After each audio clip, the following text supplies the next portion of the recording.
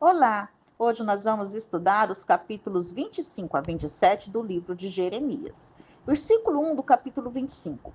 A profecia foi dada por Deus a Jeremias provavelmente em 605 a.C.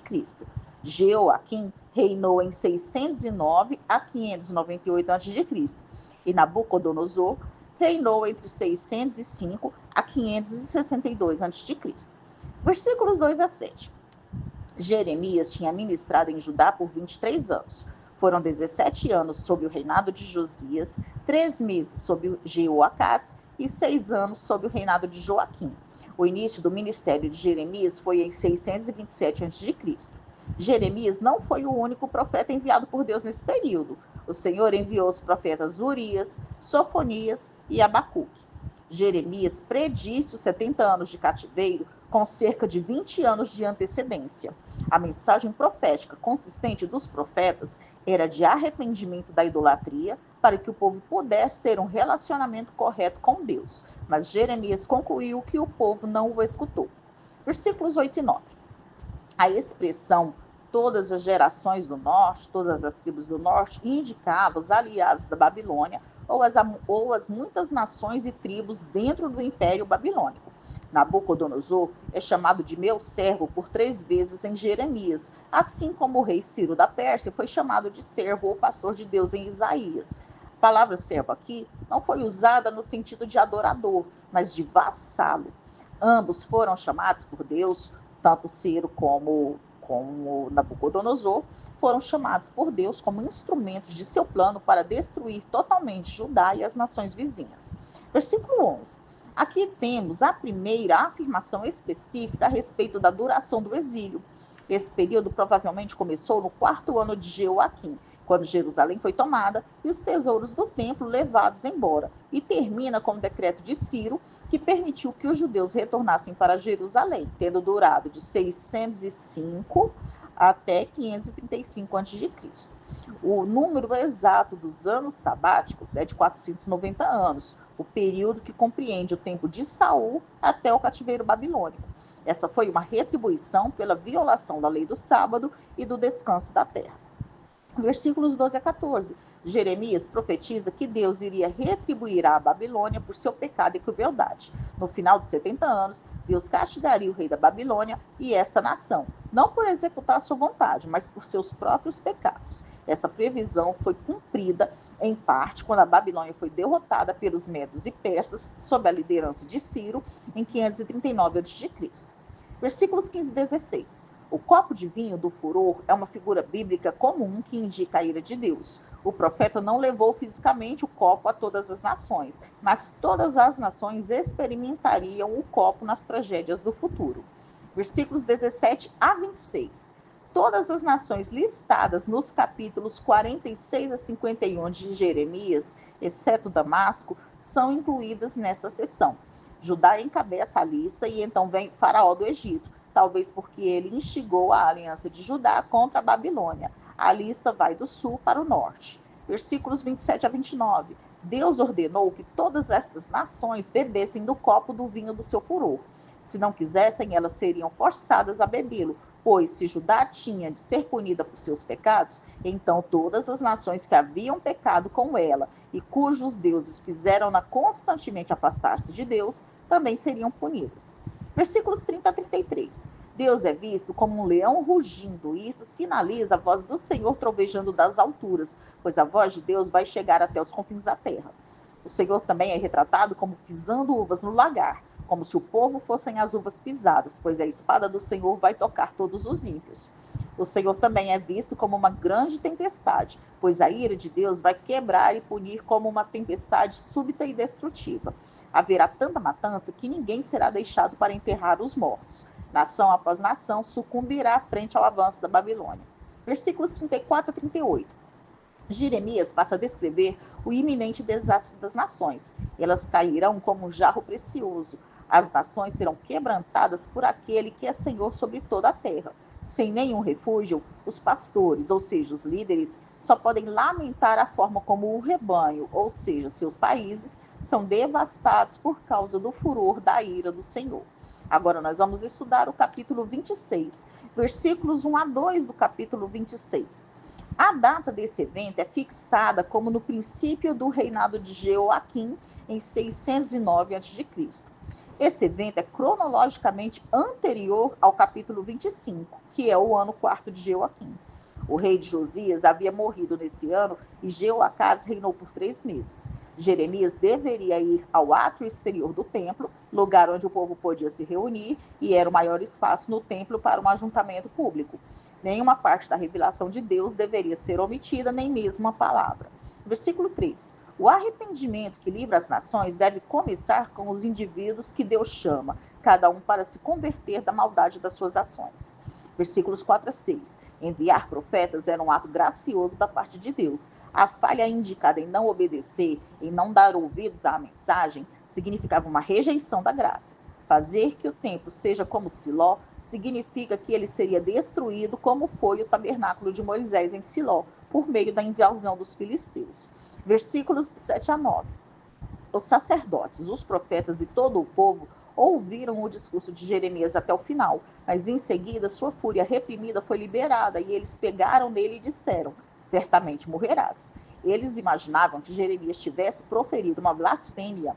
Jeremias foi considerado um falso profeta por causa da crença popular de que o templo de Deus nunca poderia ser destruído. Como Deus pode destruir a cidade e o templo que para eles eram invencíveis em razão da promessa de Deus feita a Davi? Assim, se aglomeraram em volta do profeta de forma hostil. Versículos 10 e 11. Essas pessoas tinham deveres legais na administração real. A chegada delas indica que um procedimento formal contra Jeremias estaria prestes a começar. A porta nova é considerada como sendo a porta que conduz ao pátio interno do templo. Esse era o lugar onde se realizavam julgamentos. Ela foi construída pelo rei Jotão. Jeremias foi rotulado como um traidor por ter profetizado a destruição da cidade e do templo. Versículos 12 a 15. Jeremias se recusou a retirar a sua mensagem de condenação quando foi ameaçado de morte. Em vez disso, ele enfatizou que a sua autoridade vinha de Deus. Ele então convocou o povo pecador a se arrepender, a mudarem de seus corações e mentes com relação a Deus, admitindo a sua culpa, converterem-se de sua rebelião obstinada e se voltarem a Deus. Jeremias permaneceu fiel a Deus e à sua mensagem, apesar dos perigos e dos riscos envolvidos. Ele estava pronto para morrer. No entanto, advertiu a multidão de que Deus chamaria os culpados a prestarem contas. Versículos 16 a 19. Esse porta-voz citou o profeta Miqueias, que antes e durante o reinado de Ezequias havia profetizado a destruição de Jerusalém e de seu templo. Eles deduziram que, porque não haviam matado Miqueias, Deus havia revogado o castigo. Eles não deveriam matar Jeremias e assim Deus mudaria de ideia. Tanto a profecia de Miqueias quanto a de Jeremias se provariam verdadeiras no tempo certo.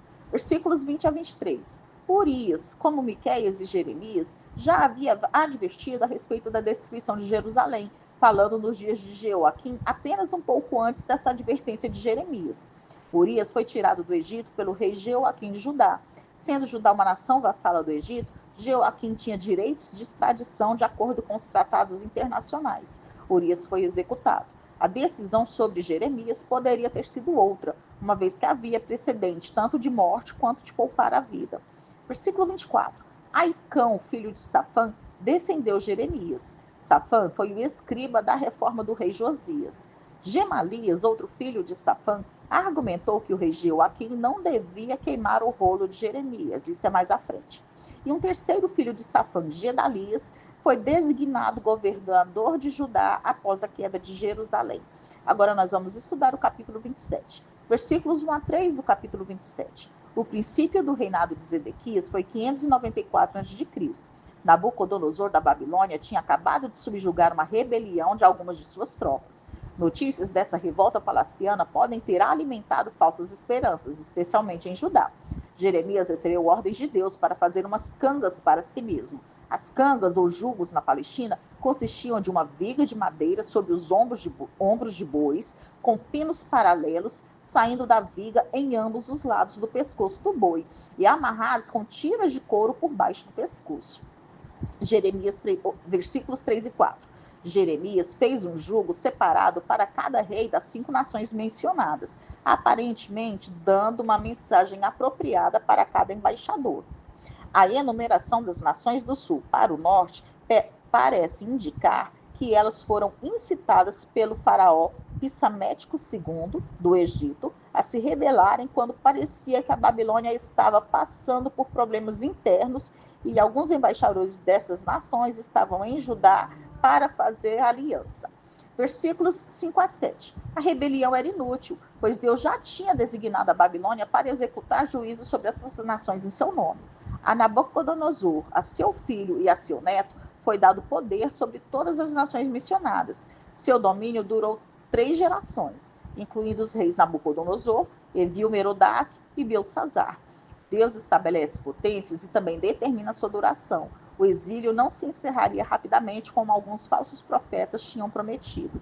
Versículo 8. O significado desse versículo é prático e simples. A nação que voluntariamente se submeter ao jugo da Babilônia permanecerá na sua própria terra, mas as nações que não o fizerem voluntariamente serão destruídas. Consequentemente, Judá deve submeter-se para que não seja retirada da terra prometida. Versículos 9 a 11. Os falsos profetas estavam prevendo uma rebelião bem-sucedida contra os seus inimigos e incentivando a nação a não meter o pescoço sob o jugo do rei da Babilônia. Mas Judá e as nações vizinhas ainda poderiam evitar um exílio total se aceitassem o julgamento de Deus que determinava a submissão à Babilônia. Jeremias instruiu o povo a não ouvir esses falsos profetas, porque a Babilônia estava destinada por Deus a dominar Judá e as nações vizinhas. Versículos 12 a 15. Depois de entregar a mensagem de Deus às outras nações, Jeremias agora diz a Zedequias a mesma coisa. Servir a Babilônia é a vontade de Deus. Zedequias estava em uma posição difícil. Jeremias o advertiu a render-se a Nabucodonosor quando muitos outros líderes queriam que Zedequias formasse uma aliança e lutasse contra a Babilônia. Seria vergonhoso para um rei render-se, pareceria uma atitude covarde. Esta argumentação foi usada pelos falsos profetas, que continuaram dizendo que os caldeus não derrotariam a grande Jerusalém, pois Deus nunca permitiria que o magnífico e sagrado templo fosse destruído. Versículos 16 a 22. Jeremias revelou que os utensílios do templo em Jerusalém, que haviam sido levados para a Babilônia, seriam trazidos de volta para o templo. Porém, os utensílios do templo do Senhor não voltariam tão cedo para Judá. Nada retornou até o início do reinado de Ciro da Pérsia em 536 a.C. O cumprimento da profecia está registrado em Esdras 5, versículos 13 a 15. Por volta do ano 516 a 515 a.C., esses objetos foram colocados no templo que ali havia sido reconstruído. Nós terminamos aqui o estudo dos capítulos 25 a 27 do livro de Jeremias.